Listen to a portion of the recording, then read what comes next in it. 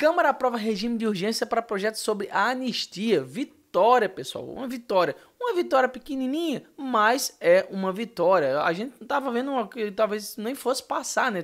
Não, tava tendo um acordo do Centrão, porque não vai passar, mas passou. Vamos dar uma olhada nessa notícia aqui. Vamos dar uma olhada aqui que, na verdade, o projeto de anistia que passou foi essa aqui do Crivella. Não é bem uma anistia light, não. Poderia ser melhor, mas, enfim, a gente vai comentar sobre isso e vai falar sobre o chororô do Lindbergh ali. Vou começar o vídeo até com isso, né? Essa e outras notícias nós vamos ver agora, mas antes de tudo, se inscreva no canal, deixe seu like. Não se esqueça que a gente posta vídeo aqui todo santo dia para te manter muito bem informado. Então, antes de eu falar qualquer coisa, eu vou colocar isso aqui. A única vez, talvez, é uma das poucas vezes, né, que eu tenha visto o Hugo Mota fazendo alguma coisa que eu gostei. O Lindbergh foi se manifestar. Aqui, não, vou recorrer ao Supremo. Olha só o que ele responde, ó. Cabe aqui, depois de recorrer à CCJ, recorrer ao Supremo Tribunal Federal em cima desse artigo. Acolhemos a questão de ordem de Vossa Excelência e é um direito de Vossa Excelência ao Supremo, como Vossa Excelência faz quase que diariamente. Requerimento de retirada de pauta. Requer a retirada da PEC 3/2021 da pauta da presente sessão. Cabe aqui. É engraçado, né, meu? Quase que diariamente. Do Lindbergh, eu acho que ele tem algum podre do Alexandre de Moraes. Vamos ver, né? Vamos ver aí, que eu vou também comentar sobre essa questão do STF e do veto do Lula, que, claro, né, a gente sabe que isso aí vai rolar. Vamos lá, o que aconteceu aqui, ó?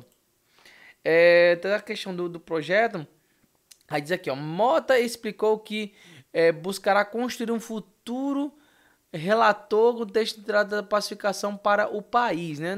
Estão dizendo que vai ser o Paulinho da Força, não sei se é o caso, mas é isso aí. O texto que foi que vai ser a base aí dessa proposta vai ser o da Anistia Light, que foi promovida pelo Crivella lá em 2023, se eu não me engano, né? Vamos dar uma olhadinha aqui.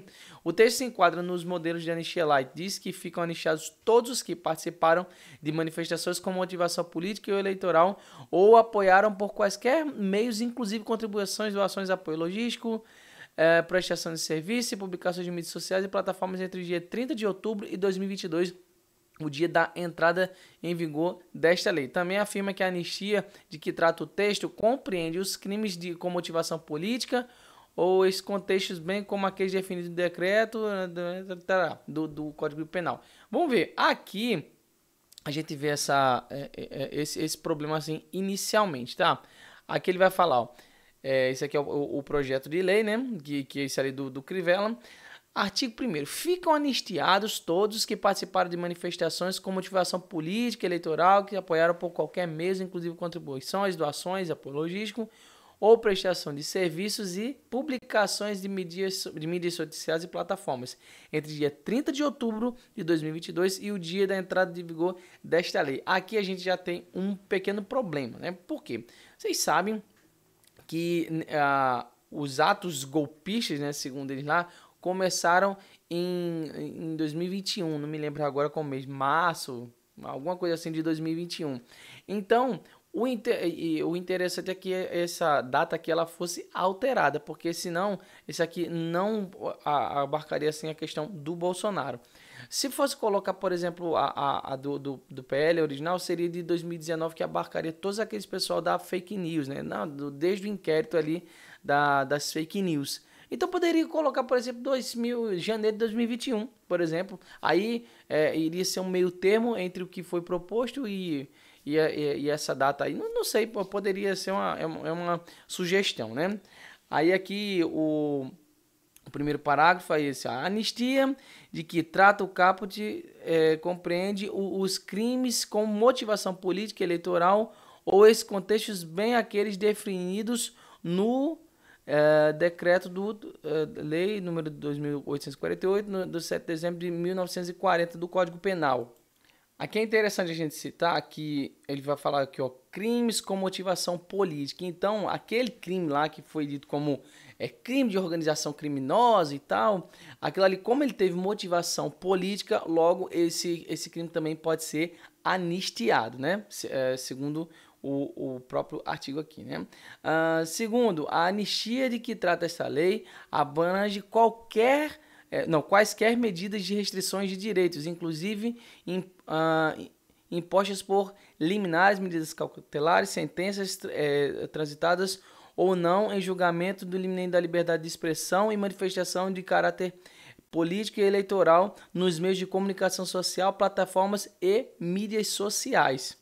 Então, as pessoas que foram censuradas, elas, ok, seriam liberadas, mas com base nisso aqui, Bolsonaro ainda iria continuar inelegível, né? Como a gente já sabe. Por isso é que tava se falando sobre Anistia Light, né? Que era o projeto ali do Crivella. Então, se não abrange Bolsonaro, então era considerado assim essa Anistia Light. Porém, com a forma que o julgamento se conduziu, do fantástico mundo de Alexandre de Moraes, o fato é que não daria para poder dar uma abrangida assim bem no Bolsonaro, independente de qualquer coisa. Mas essa anistia, ela também visa, por questão dos outros artigos, de que a pena de Bolsonaro ela venha a ser reduzida, ou mesmo que ela seja reduzida ao ponto que ele não precise ir para o regime fechado, principalmente pela questão atual de saúde do Bolsonaro, né? Que a gente sabe que não é lá essas coisas, já foi diagnosticado com outros problemas, inclusive com câncer. Então, ele ir para um regime fechado nesse momento seria muito ruim para a saúde dele, fora a pressão toda que ele vem sofrendo nesse tempo. E apesar dele ser um homem assim que tem muito vigor, né, e tal, aparente disposição, mas Bolsonaro já está nos 70, né? Teve aquele negócio da facada e todos aqueles problemas, então ele não está com esse gasto todo. Então é muito importante a gente falar sobre isso. Continuando aqui, ó, o artigo 2, a segunda, a anistia de que trata esta lei não compreende a prática da tortura, o tráfico ilícito de entorpecentes e drogas afins, o terrorismo e os definidos como os crimes hediondos, que isso aí, acho que é no artigo 46, se não me engano, já está compreendendo isso aí. Então, quanto a isso, não tem como ter anistia, porque é do próprio, da própria Constituição, isso aí não dá para poder ser anistiado. O que não engloba, por exemplo, esse caso do 8 de janeiro e também do Bolsonaro. Aí, seguindo aqui, tem os crimes contra a vida, né, que não pega, e os crimes previstos nos artigos 129, 63, 65, 250, 251, que aqui vai falar sobre crimes de dano, vai falar sobre a depreciação, enfim, um monte de coisa. No resumo, se eu fosse entrar em cada uma dessas leis aqui, iria demorar demais, o vídeo iria ficar muito, muito longo, né? Então, vamos dar uma passada por aqui. Ele diz assim, ó, o país precisa andar de julgo após urgência de anistia ser aprovada. Então, já é compreendido de que não andar com essa anistia trava o país, tá entendendo? Porque as pessoas querem a anistia, porque isso, além de ser praticamente um consenso social, tem que ser muito alienado para não querer a anistia para esse pessoal do 8 de janeiro. Lembrando, vou falar mais uma vez, tinha gente que fez coisa errada sim, teve gente que depreciou, teve gente, ok, teve esse pessoal, mas tem que entender que o problema aí, a gente não estaria falando em anistia, todas essas coisas, se tivesse havido a individualização de conduta, se as pessoas que realmente depreciaram, inclusive aquelas das filmagens que sumiram misteriosamente lá, segundo o Flávio Dino, se essas pessoas fossem condenadas de acordo com essa questão de depreciação, quebra de patrimônio tombado, todas essas coisas. Aí se essas pessoas fossem presas por conta disso, fossem julgadas por causa disso, e nas suas devidas instâncias, ok. O problema é que pegaram esse pessoal, não houve individualização de conduta, colocaram penas absurdas e tudo mais. E isso provoca um consenso social muito negativo, porque as pessoas vão ver, ué, um negócio desse não passar, isso aí é absurdo. Fora esse negócio de censura na internet, enfim. No geral, o Hugo Mota foi bem preciso nesse canto. Ontem ele falou muita coisa legal, inclusive essa dali do Lindenberg, mas o país precisa andar, né? Aí aqui a gente sabe o óbvio, né? A gente já sabia que isso iria acontecer. O Lula sobre a anistia, Bolsonaro, pode ficar certo que eu vetaria. Ele vetaria não, ele vai vetar. Com certeza. E, claro, também tem essa questão do posicionamento do STF, né? Lula e ministro do STF avaliam em reunião que avanço da anistia é afronta à corte, né? Eles já estavam falando isso aí ontem, né?